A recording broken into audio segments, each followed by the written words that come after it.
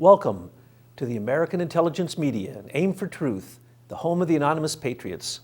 I am your host, Thomas Paine, and I am thrilled to be with you today with this new series of talks that Betsy has titled New World Awakening, in contradistinction, of course, to the New World Order, as I'm sure you can appreciate. And what we're going to talk about is the fact that this theme, revolution, is going to pervade what we have to say today, and it will be connected on to other themes that we're going to build into this talk. Series of talks.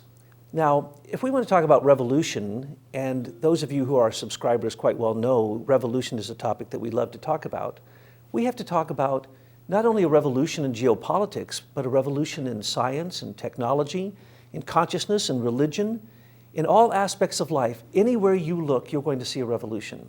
Matter of fact, some consider it an apocalyptic moment where there's a war of all against all.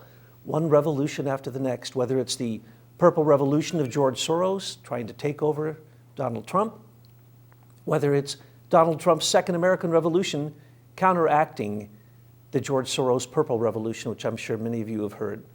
So these things are happening in our environment, but what we need to remember is it's consciousness that is really evolving. The word revolution means not only to spin around like our planet, but it means to evolve, to continuously evolve.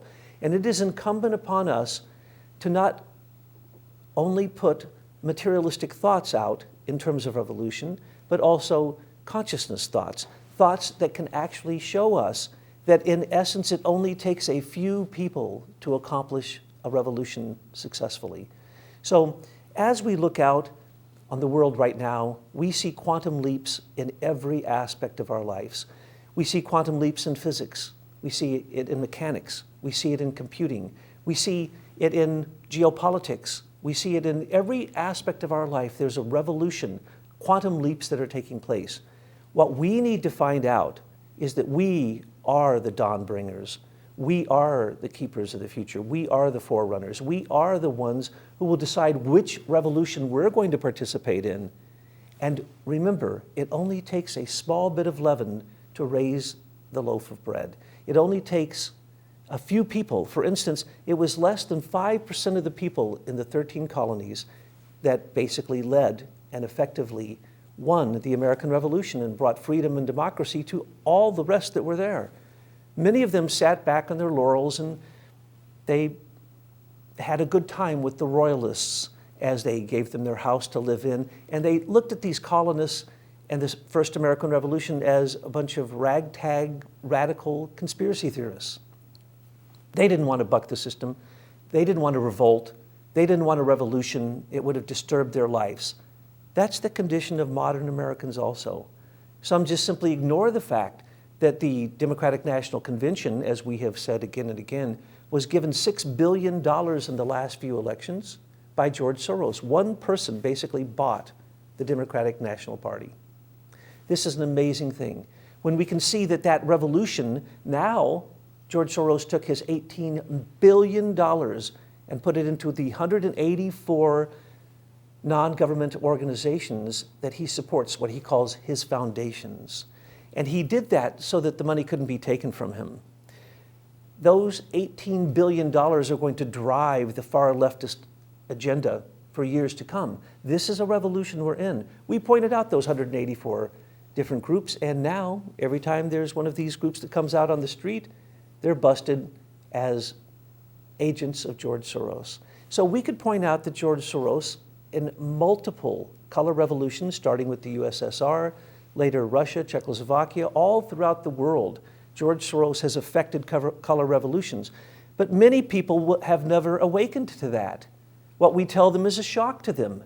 We show them the history, we show them the facts, and they don't know what to do with that. Basically, oftentimes, they become like an ostrich and they stick their head in the sand to run away from that which they are afraid of. But we cannot hide, folks. We cannot hide anymore. Our government has been assaulted since immediately after the first American Revolution, and through a slow process of erosion has brought us to the point where we needed a second American Revolution to reinstill the ideas that the first American Revolution wanted to put in place but couldn't.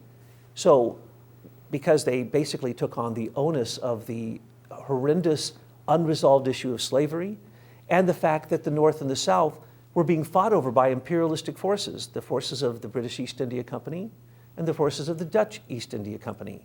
So when we say we were in a revolution against King George and the Brits, that's only part of the story. The same story happens today. We are still in a revolution against those same imperialistic forces. It's just that we call them corporatism now. We call it globalism, transnationalism, or we have the lovely phrase that they're international companies. And by that, they are given complete exoneration of any crime they wish to commit, whether it's selling weapons to both sides of the same war, or being economic terrorists who capitalize and fleece these very countries that they first provide money to start a revolution. So revolutions continue to this day. And what we want to talk about is, how do you find your way through them? How is it that you know what the battlefield looks like? How is it that you're going to find out who it is that you're battling, who you need to revolt against, who really the forces of negativity, and we could even call evil, who they are?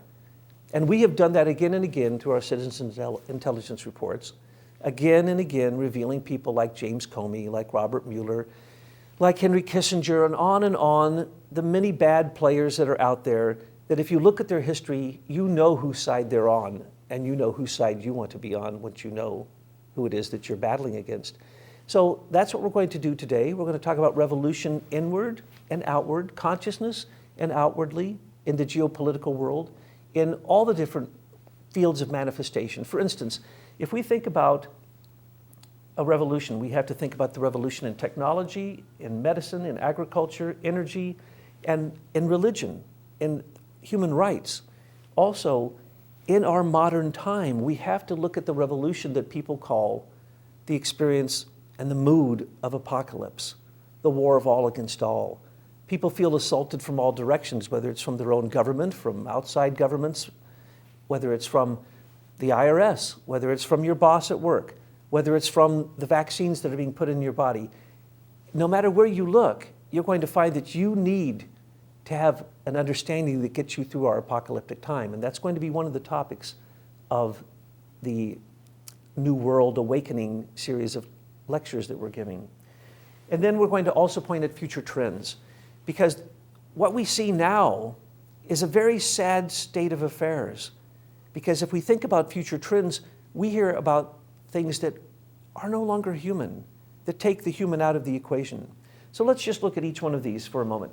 And what we need to understand is that when we say the revolution in technology, yes, we can say that there are unimaginable wonders, can't we? Our iPhones, our computers, the 4G, the soon-to-be 5G, satellite technology, GPS, robots, you name it. We have a revolution in technology. But what we miss is who it is that this revolution is turning away from. The tech lords are now being turned on, as you can see. Facebook is losing people. They're losing money. Google, people are going away and choosing other search engines. On and on down the line, the Silicon Valley tech lords, the cardboard cutouts that have been put in these positions, we now find out from the beginning that they had evil intent. Google says, do no evil? I don't think so. If you look closely and you listen carefully to the CEOs of these companies, they say that they knew from the beginning that these technical wonders would in fact create illnesses, social diseases, and all kinds of physical illnesses. This is a social experiment gone bad. And so when we think about the internet, we have to remember it was created for military purposes. It was created by DARPA, which is part of the Department of Defense. It's the Defense Advanced Research Projects Agency, and the CIA developed theirs called In-Q-Tel. So when we talk about the tech warlords, we have to understand we are in a battle, not just for humanity, but for our own sake, for our own children's sake. Are we going to let the illnesses that these devices create pervade all of our lives, our children, that Wi-Fi is beamed through us? There are billions of coherent electromagnetic frequencies, microwave frequencies, and milliwaves going through your body at all times. So there is a revolution. Which side are you going to be on? We just did a talk and an intelligence report on how you can antidote these things. But first you have to have consciousness. You have to wake up to the fact that this revolution is going on. Let's take medical revolution. Yes, you can go into the hospital and have surgical procedures that are absolutely miraculous, and I do not undermine them. But the number one death, according to some people, is iatrogenic death, death by doctor, death by drug, death by a failed surgery. Some consider it the number one, if you look at all the statistics, the number one cause of death in America is doctor-induced. So how about vaccines, immunizations? What about the flu shot? What about procedures and side effects of drugs? It's now a common side effect of a drug for suicidal ideation and suicide. It's a common effect for any psychological drug that they will list. So you're taking a drug to keep you from being depressed, which a side effect is death. And depression, by the way, is also a side effect of the drug for depression. So where's the war? The war is in your own bloodstream. There is a revolution. Are you going to turn towards those things that the rich people, that the elite use, the best organic produce, the best products, the non-poison products? That's what the rich elite use, but they give the rest of those GMO products and products that actually cause sterility to the rest of us because they hope that the earth depopulates so that they won't have so many people to compete against here on the earth. So in the medical field, the revolution is happening in our bloodstream. In the agriculture, same kind of thing. Monsanto. Really? Why do we allow GMO products? Why do we allow seeds to be made that cannot reproduce other plants? Why do we allow GMO products, Monsanto Roundup, and these poisons in our agriculture? And if you look at the studies, you'll find that after a few generations, pigs no longer can reproduce if they eat strictly GMO corn. So we are in a fight against tech warlords. We're in a fight in a revolution against big pharma, big pharmaceutical. We're in a fight against big agriculture, Monsanto and companies like them. But we're also in a fight that we've been in for a long time since Standard Oil was broken up and turned into the Seven Sisters, and that's a fight for free energy. The American Patent Office has been turned into a place where they steal patents, not where they protect inventors. We are in a war for high-tech patents, for intellectual property. And who is it that we're warring against? Our own government. We are in a war against companies which are big oil companies that stand against free energy. We're in a war against big tech companies that stand against innovation in smaller companies. This war, these revolutions, again, you have to use your own consciousness to decide where you're going to be in this battle. Are you going to enter into this battlefield? And when you do you know your enemy? And are you picking your battles carefully? Because there are so many of these, you have to pick them yourself. Personally, as I said before, psychologically, because we are in such advanced times, we could talk about the reason that the quantum leap has happened in human consciousness collectively. It's not only because of the threat of nuclear war, but we have threats of all types of destruction of every element on the face of the earth, including the earth itself. Human destruction, plants, animals, the environment, it's all going on. And for what? For the sake of people who are trying to have their own greed satisfied, their own lust, instead of their own development of consciousness. So if we actually had morality and we brought it into these realms where these revolutions are taking place, if we brought morality into the realm of technology or medicine or energy, free energy, or human consciousness development, then we would find that it is consciousness that can conquer all of these things. It is only a few people who actually change the course of history. All of history is a series of biographies. It is not a series of events. It is not a series of ideologies, communism, fascism, Marxism. It is about individuals, and that's what we're trying to tell you in every one of our broadcasts. We may paint alarmist pictures that may seem sensationalistic, but they are truthful, and at the end, we always tell you how to antidote them.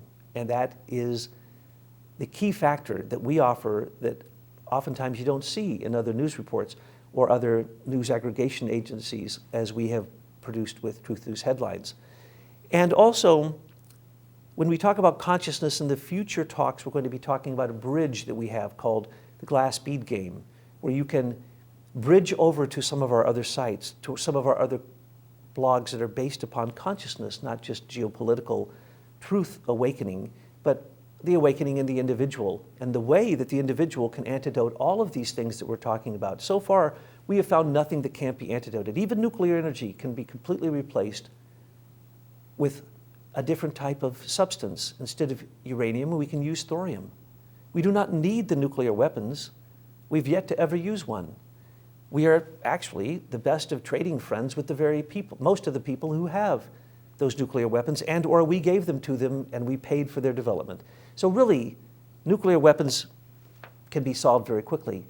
But when we look at future trends, if we do not ourselves take control and realize that we are the agents of change, we are the revolutionary leaders, the small group of people who are the leaven to the bread, who are the homeopathic remedy to the ills of the world. We are the potentized consciousness that is reaching out to the world. Each of us can do that, and we'll be addressing that further along in these conversations. But what we need you to understand today is the revolution we're speaking about has been coined, a phrase, a moniker has been created, a phrase has been coined called the Second American Revolution. And it is in contradistinction to the Purple Revolution, of course, as I've already spoken about. So, what is the Second American Revolution? When we started to write the Anonymous Patriots Citizens Intelligence Reports, we gave Trump advice before he was even elected, even before he was the last candidate standing for the Republicans. We made a list of things that he would need to understand to see that the Republic of the United States of America has almost been overthrown. And if Hillary Clinton would have been elected, or Bernie Sanders, I don't have any faith that the Republic would have survived their 4 years as the president. But with Trump, we saw some hope, and we also knew that he had been spurred on by the military intelligence community and by their reports that indicated that if a nationalist came forward who said he would combat radical Islamic terrorism, who would say that he wanted borders, who would say that he wanted true immigration policies that are actually sensible, and that he stood for the rule of law, that this candidate, it was predicted by our own intelligence community, could win the presidency. And we believe that's what happened. So we started giving him intelligence information to let him know who he was working against and who was working against him, so that he would understand not only the George Soros Purple Revolution, but he would also understand the rigging that happened in the election. He'd understand why it was that it was blamed on him that there was Russian collusion instead of the real Russian collusion with John Podesta and Hillary Clinton.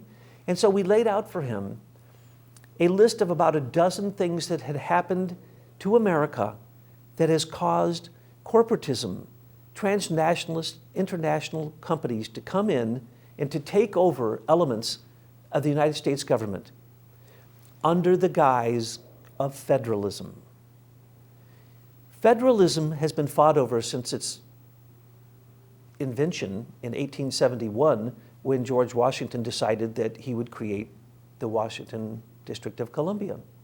And then by 1800, when the Congress moved there and the Supreme Court moved there, it was fait accompli.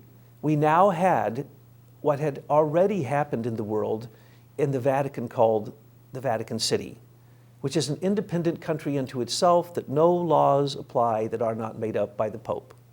Vatican law. The same thing happened with the bankers in the city of London, and then it happened in America. So when America created a federal government that in fact tried to exert its own superiority over the rights of states, that is the beginning of the overthrow of the Republic. And it started in 1789 with the Judiciary Act. As soon as they could, the second that there was a conflict between two states after the American Revolution, they set up federal district courts so that they could make superior determinations above states' rights. Well, there is no such thing. There is no such thing whatsoever. It's completely contrived. That act gave Congress the ability to create what we now have as the rigged federal system. Appointees who may not even be a lawyer. Do you understand that you can be appointed to the Supreme Court without being a lawyer? Do you understand you can be a federal judge? You can overrule everyone and never gone to law school. Do you understand you are simply a friend of the person who appointed you?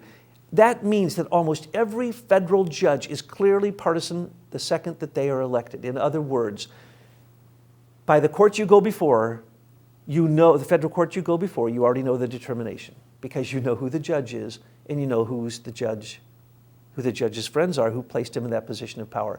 That was the beginning of federalism.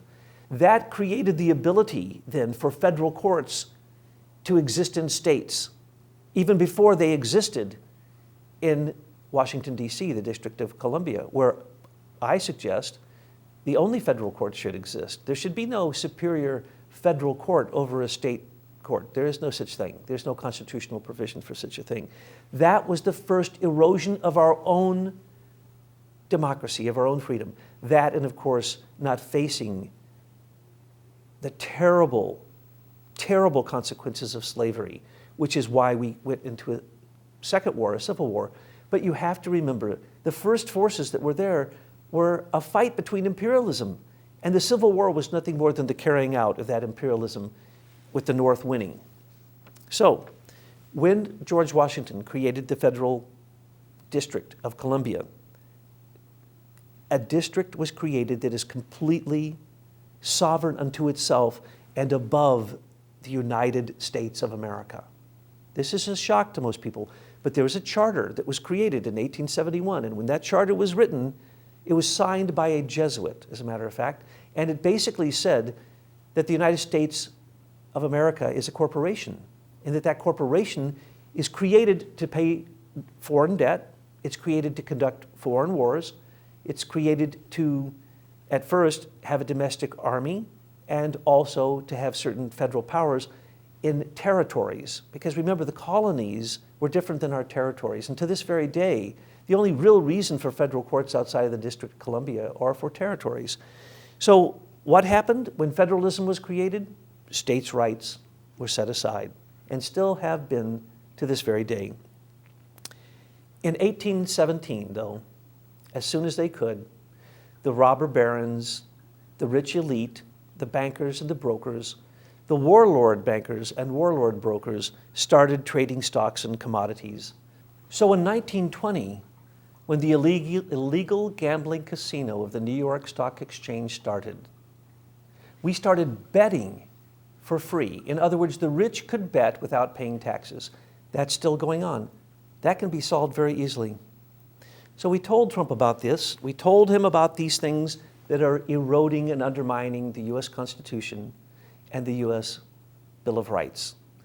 And these things are basically foreign powers coming into our country and buying into them.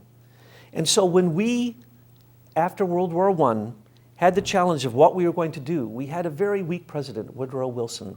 He sent all of the robber barons over to the Versailles Peace Treaty to work on the Versailles Peace, and they never actually signed it, but out of it came the League of Nations. And when the League of Nations could not be ratified here in America by the Congress, what happened? The same group of elite businessmen and robber barons started the Council on Foreign Relations. That group to this very day, to the very day that Trump was elected, ran our country. It ran our domestic and our foreign policy. These are the war hawks, the warlords, the rich bankers and brokers, war hawks from the military, people who are invited into this group. And this group of, it's actually thousands, there's been about 13,000 members over these years.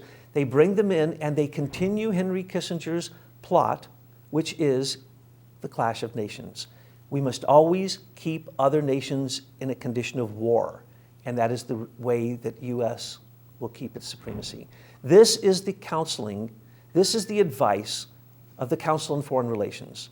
It couldn't be any more evil, it couldn't be any less American, it couldn't be any more globalist, transnationalist, or international than it is. Every president, since I can remember, since the time it was invented, has listened to the Council on Foreign Relations and basically followed their advice almost exclusively. So when we look at who's in that group, we can see a group of people who are out for their own selfish, greedy, lustful interests.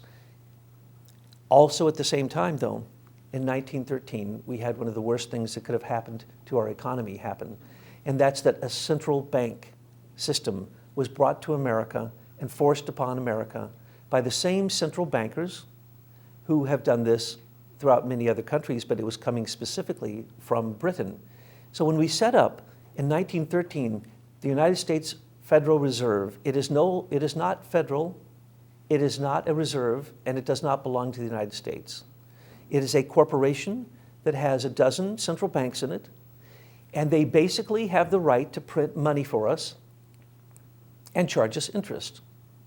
And since we know that the money that's going to be printed, we can never, ever pay back that interest in time, and that all fiat currency always desires and demands more fiat currency, that's the reason fiat currency is created, so that gold and silver is not depleted from your own resources. So a fiat currency is created by the US Federal Reserve, and what happens? We now owe them over $20 trillion. We don't owe them anything. That is a fraudulent deal based upon foreign corporations coming in.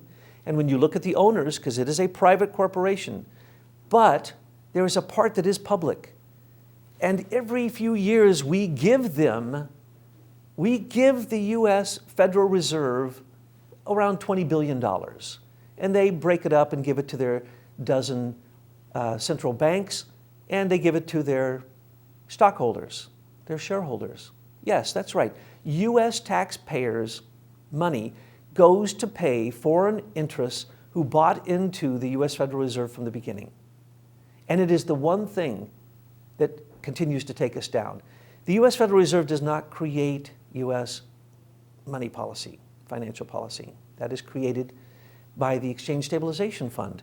So it is a completely fraudulent system that was eroding our own democracy through economic terrorism, which basically, there's about 127 central banks in the world, and 84 of them are owned by the Rothschilds. So it is not a conspiracy to say that these warlord bankers, in fact, control the US debt. And remember, all US debt comes back to war debt. That's why it was created, which leads us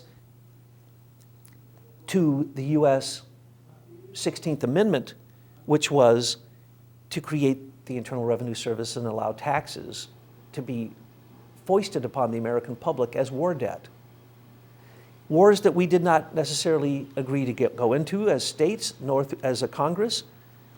Debt that was accumulated by a national bank and other such things, which I could go to in great detail, but I won't. But when the 16th Amendment was passed and taxes were allowed, the federal government then had the ability later to pass the Social Security Act and to control your payroll dollars before they get to you.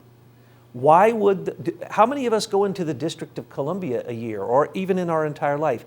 Why would a federal government get my money before I get it, and then allow me to have what they say I can have afterwards, and as I'm buying my house, continue to charge me taxes for the rest of my life so I can never really own a piece of property?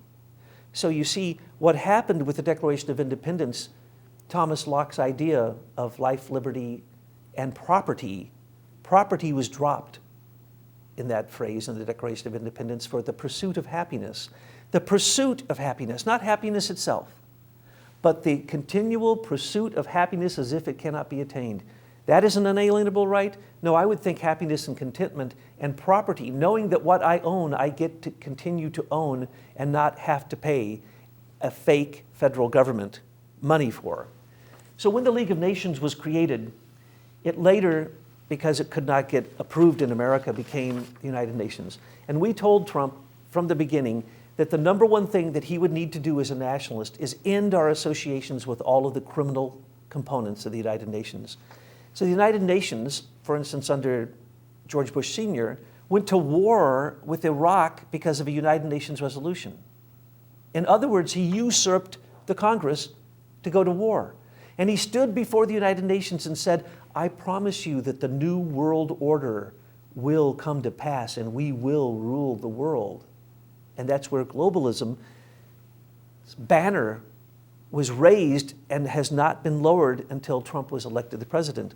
So when we want to look at the United Nations, we can look at some of the things that have been done by Trump that shows that he very clearly knows that the United Nations is our enemy inside of our own domestic borders, and that we are paying our enemies to come here and to stop us from carrying out our own domestic policies.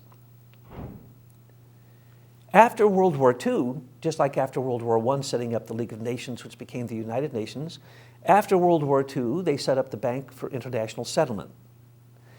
That was the way they dealt with German reparations. But when they did this, it created the basis that now somehow it's an international bank that covers derivative swaps. In other words, it's become an international stock market, tax-free, offshore haven, tax haven for derivative swaps and international gambling.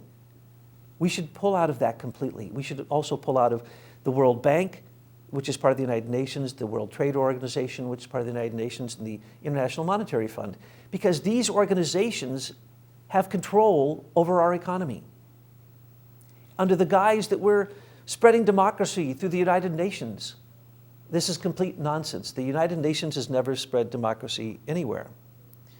And then the Bank for International Settlements was set up in 1930.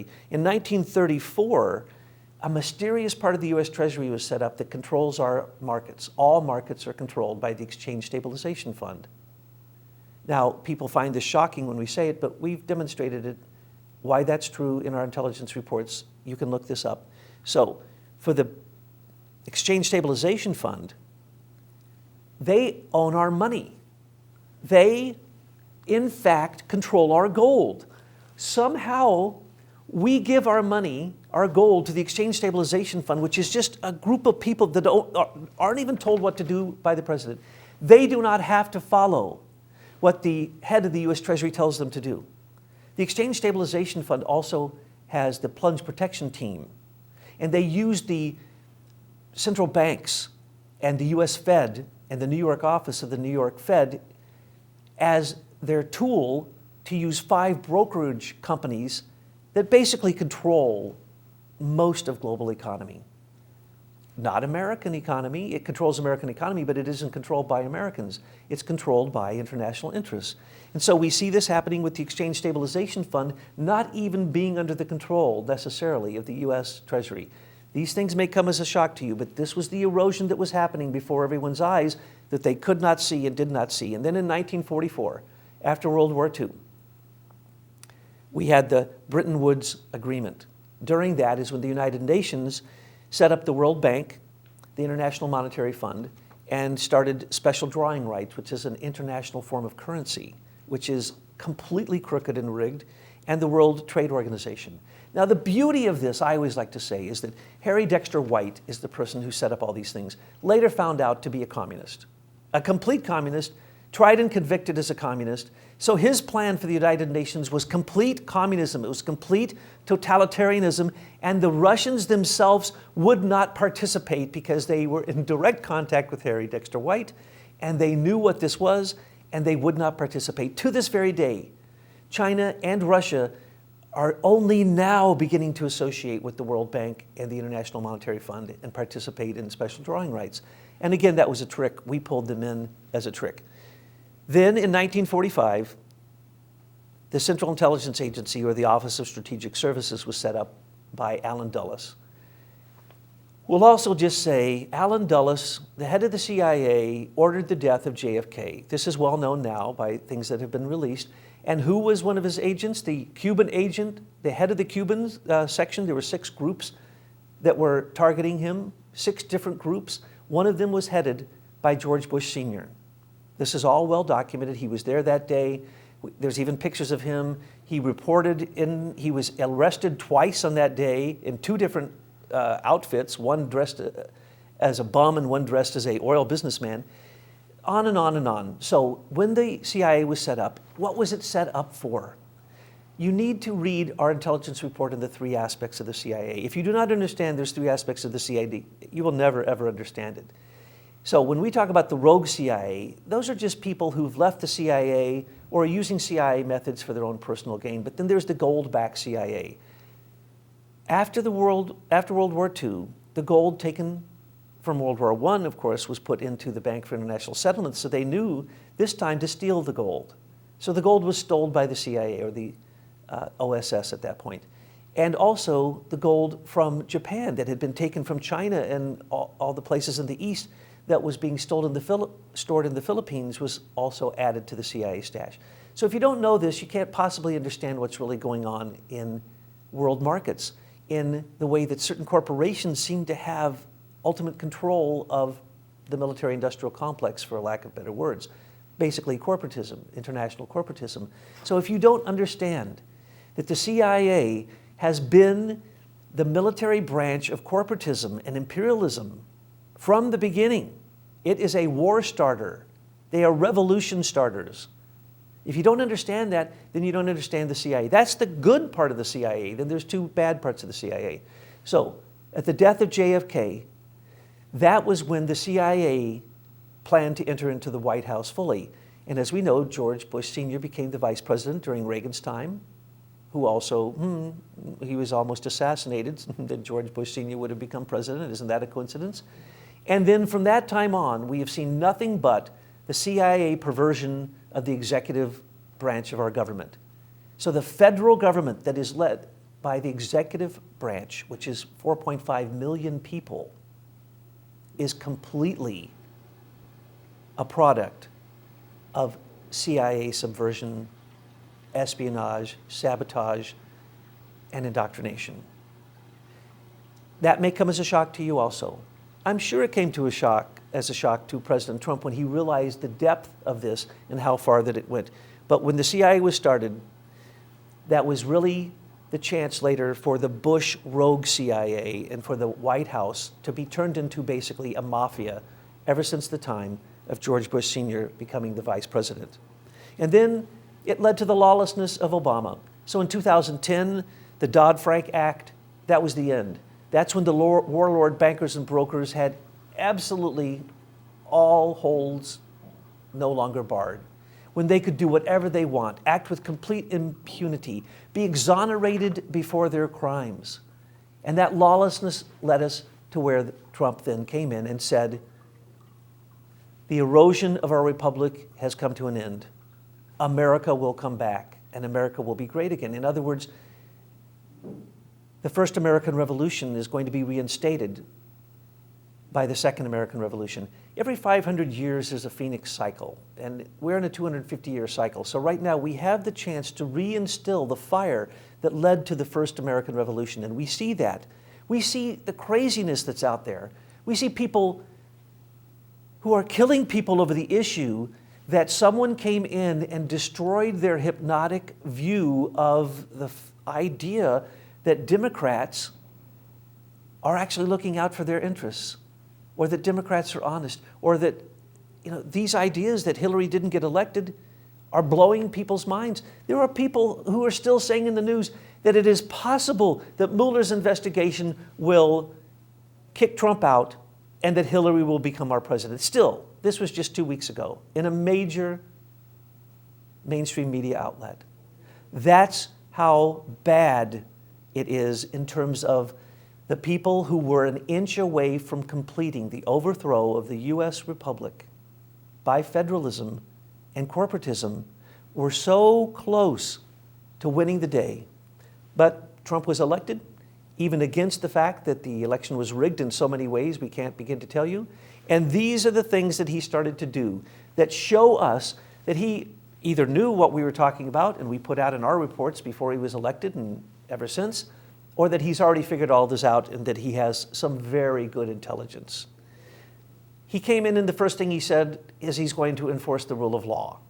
Oh my goodness.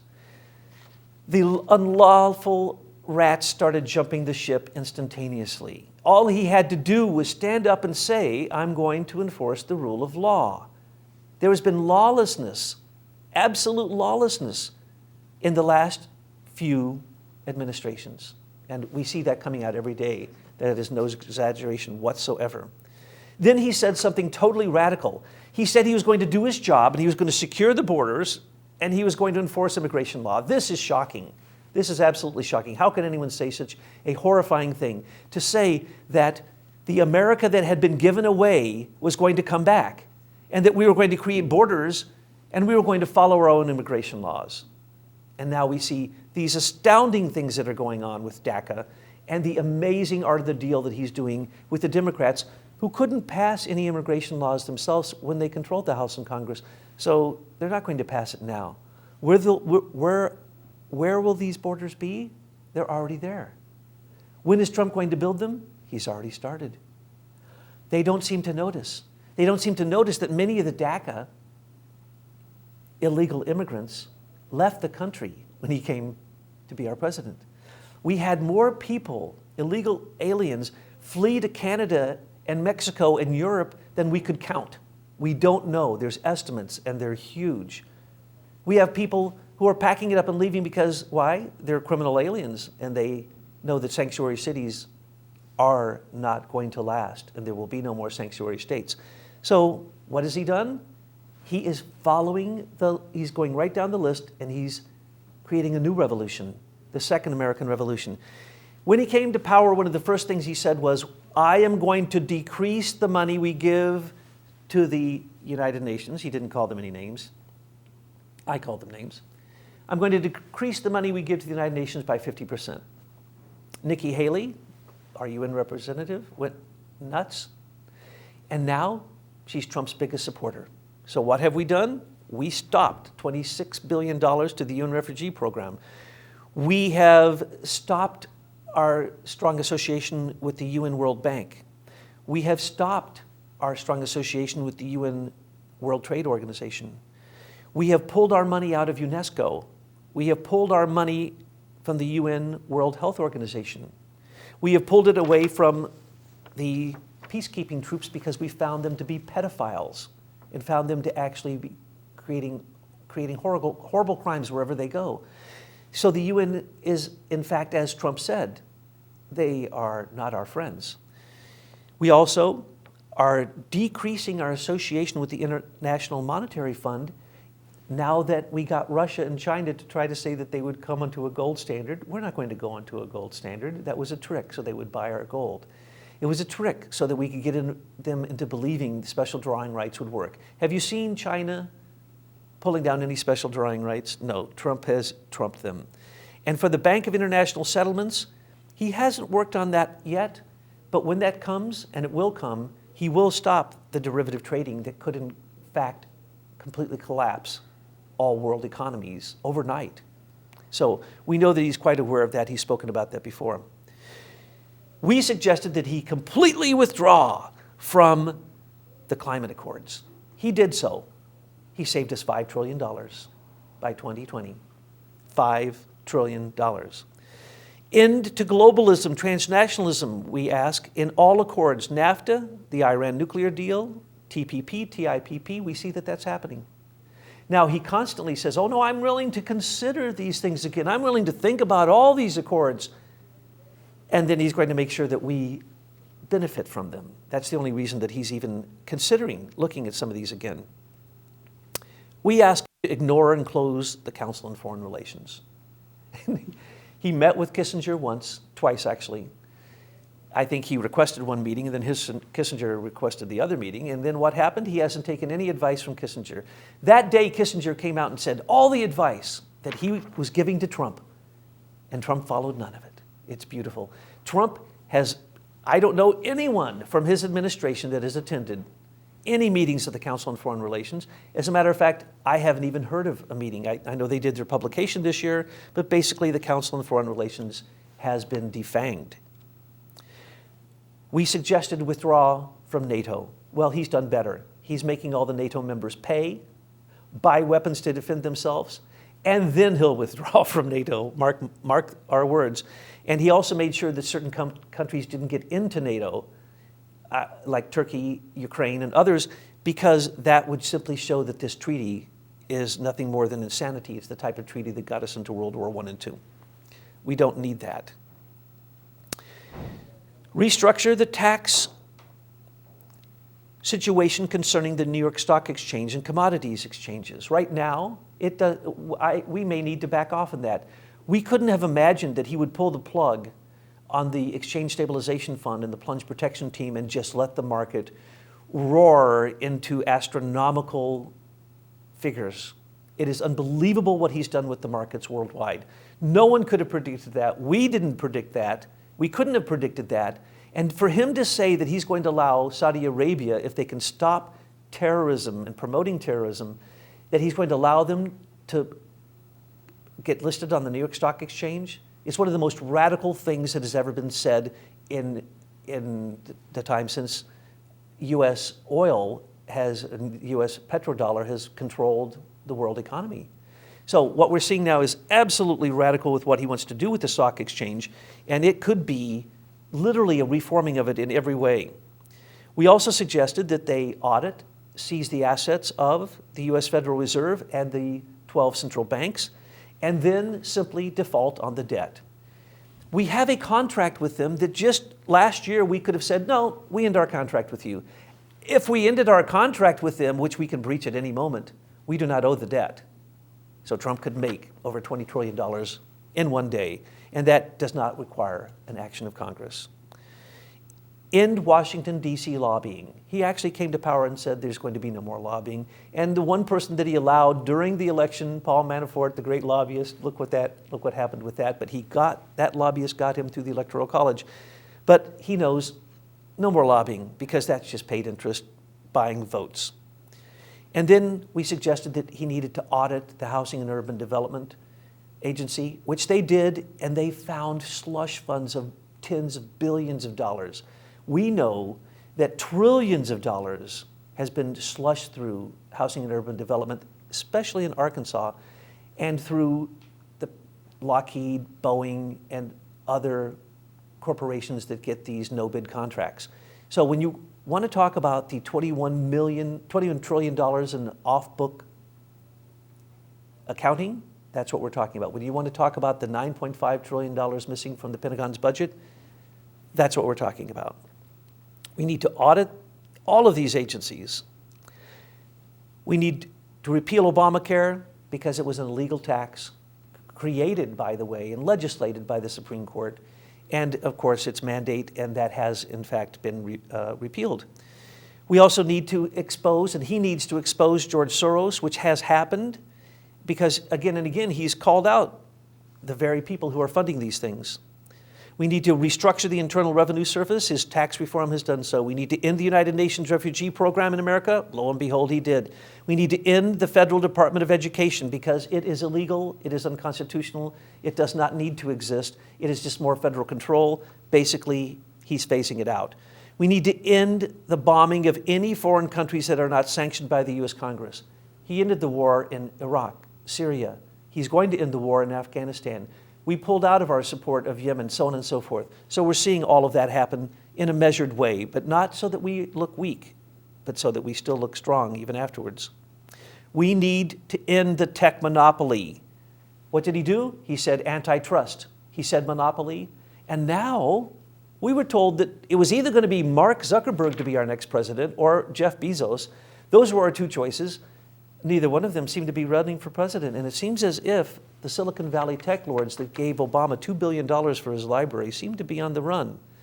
And they don't seem to think that Trump likes them very much. And that's the reason that his Economic Council completely dissolved. We need to end all U.S. covert military operations with ISIS and Al-Qaeda. That has happened. Trump did that. We need to end all offshore banking.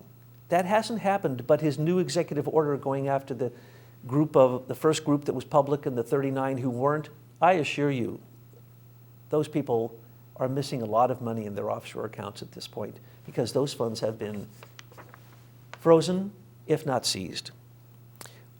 Big pharma control of the U.S. citizens through mandatory immunization. This is a big issue for us. People didn't notice. The federal government just reinstated the right for religious and philosophical exemption. They were putting people in prison in California in the last year for that. So now Trump has taken care of that. We need to dismantle the corporate intelligence in the government and stop sharing our staff with that industry. 800,000 people have top secret security clearances. We pointed this out, and General Flynn's program was stop corporate intelligence, get it out, only military intelligence. Let the people who are doing these things for us have treason as their punishment held over their head. That's what it is when you're in the military. That's the reason so few people who are really in the military turn bad in that way. And so corporate intelligence, perfect example would be James Clapper, James Comey, Robert Mueller. We need to ban Planned Parenthood abortions. We can see that Trump is working on that actively. We need to rewrite the National Defense Authorization Act, and we need to close its agent, the CIA. When John F. Kennedy tried to close the CIA, Allen Dulles was averse to that, and they got in a big argument, and JFK fired him. It didn't stop him. He still planned for 2 years through the CIA to assassinate JFK. We need to make sure that the CIA doesn't exist anymore, and all counterintelligence agencies, whether it's the National Counterterrorism Center, whether it is the Department of Justice National Security Division, which we've found out has been completely compromised, or whether it be the Counterintelligence Division of the FBI. We need to end all of those. Only the president should know of any counterintelligence activities. Only the president should order something that is so top secret that it has to do with national security.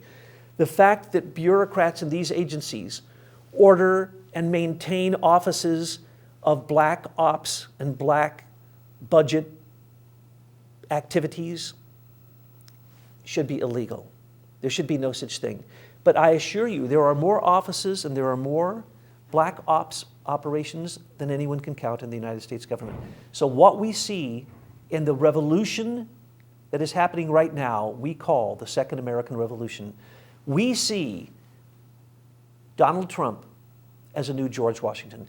That is the reason we've taken on our names Thomas Paine and Betsy Ross, because what we're working with is writing and memes and the ability to communicate and the ability to get out and let a small group of people in the alternative media start a revolution that not only counteracts George Soros's Purple Revolution, the regime change of a duly elected president, but that it also stops the erosion of the republic. It stops the undermining of our U.S. Constitution and our U.S. Bill of Rights. These things are happening. These revolutions are happening, and it is up to each and every one of us to find where our place is in these revolutions. Whether it is personal, as your own personal apocalypse, whether it is medical, technological, whether it has to do with geopolitics, it doesn't matter. Find your place in these revolutions and take your ground. Because if you're just standing still while this revolution is happening, you're moving backwards.